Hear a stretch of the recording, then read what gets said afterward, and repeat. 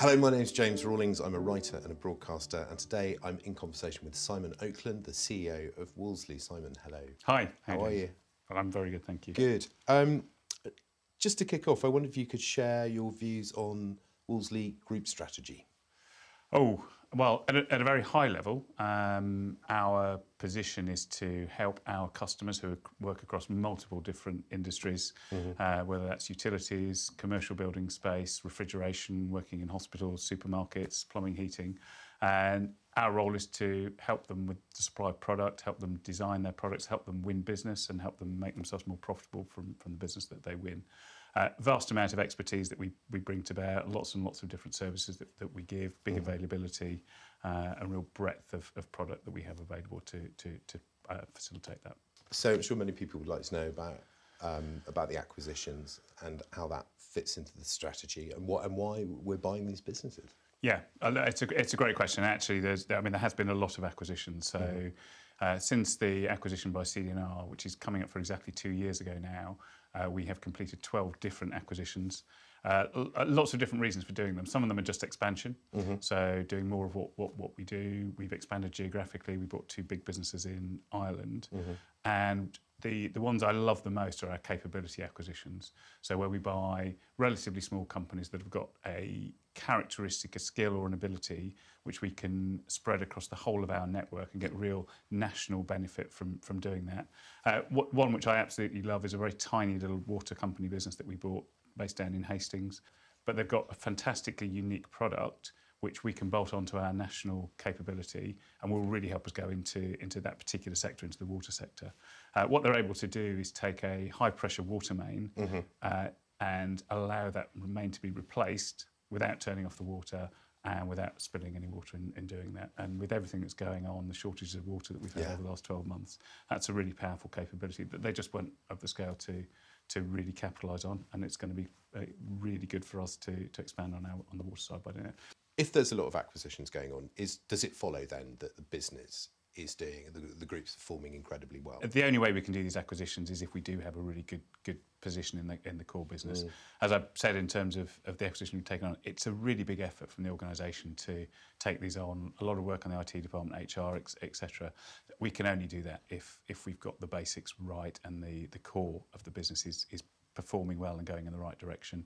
All the things we've done over the last 2-3 years are really bearing fruit. We're gaining market share. So yes, it's only because I'm happy that the individual parts of the business are in good shape. And actually, I won't go into detail, but if you look at the different divisions that we've taken the acquisitions into, it has been phased a little bit over time because it has taken some of them a little bit longer to catch up to that position where they can comfortably cope with the distraction, management distraction, colleague distraction of taking them on. How does it feel now as a business, right where we are, January 2023, after what's been, an extraordinary couple of years by anyone's standards? Obviously, there's field to be where the company is. Well, no, it's not. It's not out of the woods. We're just into a different set of woods. I mean, as you referenced, cost of living crisis. I mean, it's a more macroeconomic issue. So no, I mean, we're going from one difficult external circumstance to another. Yeah. How does it feel as a business? It actually feels fantastic because we're now in a business that's winning. And I mean, from a personal perspective, I mean, come in back in end of 2019, before all these different crises, the business was struggling a bit, and the business was losing market share. To turn that around and actually have colleagues who are out there, and we're better than the competition. We are taking business from them. So, what are we doing in the renewables and sustainability space? There's lots of different answers to that. So, what does renewable sustainability mean in our sector? Well, at the moment, it probably means hydrogen, heat pumps and district networks. So hydrogen, we're working with the government trials, the Business Energy Department, BEIS. There's a trial going on in Scotland where they're converting a small town to run on hydrogen to go through all of the difficulties and the things that throws up. Right. So we are supplying the products for that through our Scottish division, William Wilson. And there's actually some real research and expertise needed on the metering side. So our Centre of Excellence in Continental Product Engineering, which is part of the Infrastructure and Utilities Division, is working with them to develop that expertise. So really actually at the forefront, probably globally, of developing that metering technology. Separately, the Infrastructure Utilities Division is putting together all the systems and the products and the specs for transition to a hydrogen-powered network as opposed to methane gas. Heat pumps, we're in the market. We supply multiple different manufacturers' heat pumps, and we're working with our customers, particularly in social housing, to move them over from traditional gas-fired installations into heat pumps.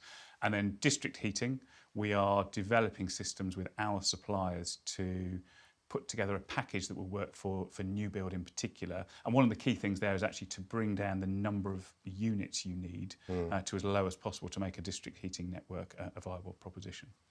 More generally, the whole green energy transition is something that's in the future. It's coming. It's very small at the moment. It's going to be very, very big. It's going to completely change our markets. We have to win in every single technology. We are the largest supplier of gas boilers in the country at the moment. So our strategy actually is to make sure we do win in every single technology. We're going through quite a big piece of work internally at the moment. We've pulled together the experts across the business. And actually, if you look at what we've got, we are really, really uniquely positioned relative to pretty much any other company or organisation with that range of skills and abilities that we've got to really work through and develop what that strategy is going to be. It's going to be underpinned by technology agnostic. No one else can do that. Everyone else is vested in one of the technologies. The expertise that we can give and the real help and support to take our customers on that journey, help them make the transition over into those new technologies. What's the most important thing about the implementation of values across the business? What does it mean to the business as a whole and to you personally? Yeah. It's a great question, and why are we doing it? Why have we got 5 values? And the answer is that we've got the 5 values to put a structure to it. But actually, it's part of a bigger objective for the organisation. What we're trying to do is make sure that we are an effective place to work, an effective organisation for our customers. And possibly most importantly, a fun place to work for our colleagues. We're well on the road of having that culture. It's a family culture. You know, we can have our disagreements, but we're all on the same side at the end of the day. And it's making sure that we embed that across everything that we do. And the values themselves, I can't emphasise enough. They're a vehicle to do it. They're just part of the bigger objective. They're not an end in themselves, and they're not a poster in themselves. Simon, what's the best part of your role?